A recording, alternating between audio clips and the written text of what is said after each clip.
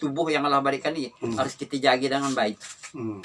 Dan juga tubuh itu jangan juga mencelakai orang lain. Jadi masalahnya gitu, penyakit virus yang ada di Indonesia tuh waktu itu menyebar seluruh dunia itu Pak. Melalui kontak tangan, akhirnya bisa masuk ke mulut, akhirnya ngantam ke paru-paru itu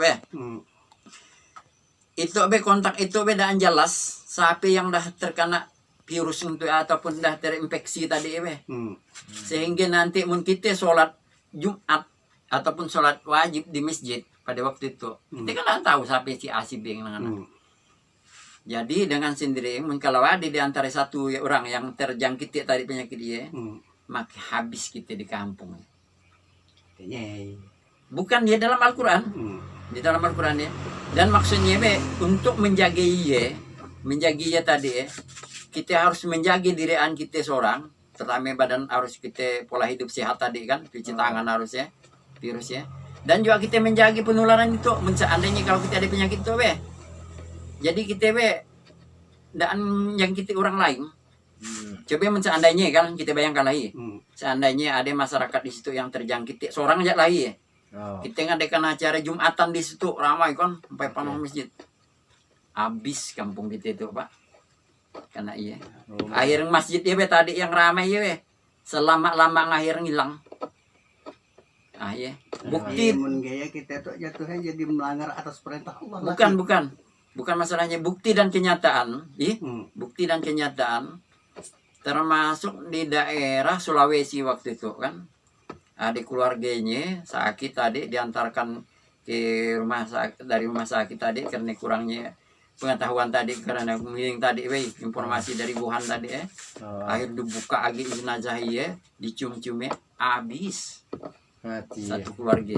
Mati semua. Iya azab edaan peduli deng tuh. Waktu itu dah Allah turunkan kau nak beriman ke dak beriman ke dah sama semua namanya azab. Iya dah azab tadi. Tuh namanya azab Allah tuh tadi perbuatan yang dah hancur yang bermacam-macam. Terutama yang jadi bukan misalnya masalahnya aku berbuat yang bukan dah yang maksiat lah maksudnya.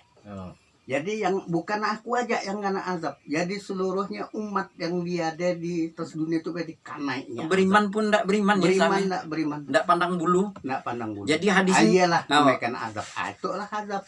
Lah kayak hadis Pak. Saya dapat dengan macam matan hadisnya Itulah azab. Barang siapa yang mengenai musibah itu, maka hindarkanlah kata Rasulullah seakan-akan kau menghindar di depanmu ada singa. Iyalah akhirnya timbullah fatwa itu. Jadi dari kesehatan masuk, fatwa ulama pun masuk, sehingga bukan kita nak beribadah tuh bukan merancikan diri untuk beribadah di masjid tapi untuk sementara waktu itu ada itu sementara waktu itu musibah tuh dah mendunia. Dan seandainya kalau misalkan wabah itu udah selesai, maka kita akan kembali lagi dengan dalil yang ada seperti melakukan sholat Jumat wajib kan.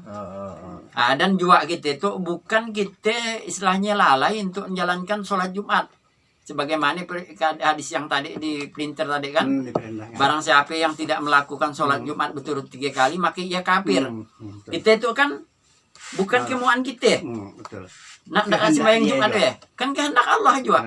Allah juga merintahkan kita. Kalau ada musibah yang kudatangkan itu adalah azab untuk sebagai peringatan. Kita lihat jelas Bang.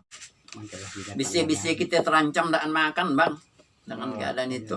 Juga gitu semeng geger. Pemerintah bisa bangkrut 460 triliun untuk dalam jangka 2 minggu. 2 minggu. Siaran radio ya. Sebulan. Iyalah. Waktu kan ada di antara kawan saya yang marah juga kita kan dah melanggar itu. Bukan melanggar saya. Jumatan tuh.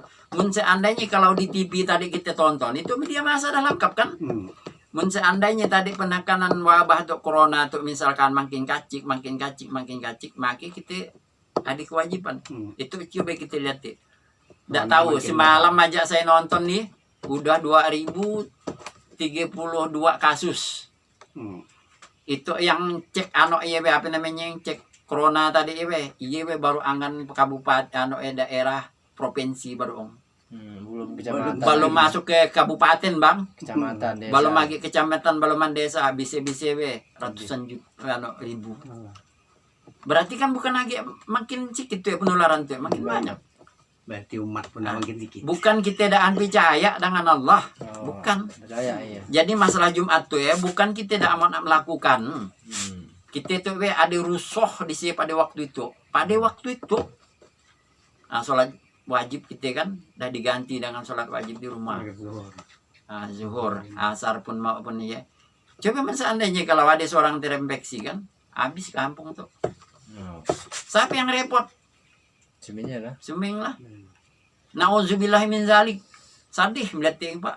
Yo kalau ada di tetangga kami ya, Bang Daha, keluarganya nyan Pak. Dengan adanya gitu, akhirnya yang diusir dah anak beranaknya. Dia nak diam tuh diusir. Gaya kejadian merawat kasus itu, ada seorang terinfeksi. Baru terinfeksi kan, belum mati.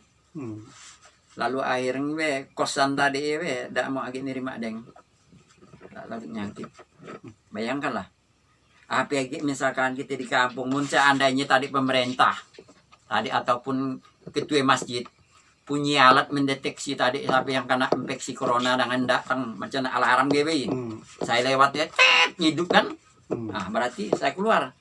Misalkan mentang bagus jalan aman, masuk. Boleh kita melakukan sholat Jumat. Itu kan siang tuh. Siapa yang bisa mendeteksi penyakit itu? Si ada alatnya ya. Bukan berarti kita kurang tawakal, bukan kita istilahnya itu memang dah dalil yang dalam Al-Quran dan Sunnah dah ada. Seandainya lah Bang tadi. Jadi sunnah wal jamaah itu berdasarkan Quran dan sunnah dengan para sahabat. Mendak ya hancur gitu itu, mendak ikuti itu. Itulah kehancuran agami waktu itu. Sehingga orang memikirkan agami itu pakai akal seorang, bukan wahyu yang datang.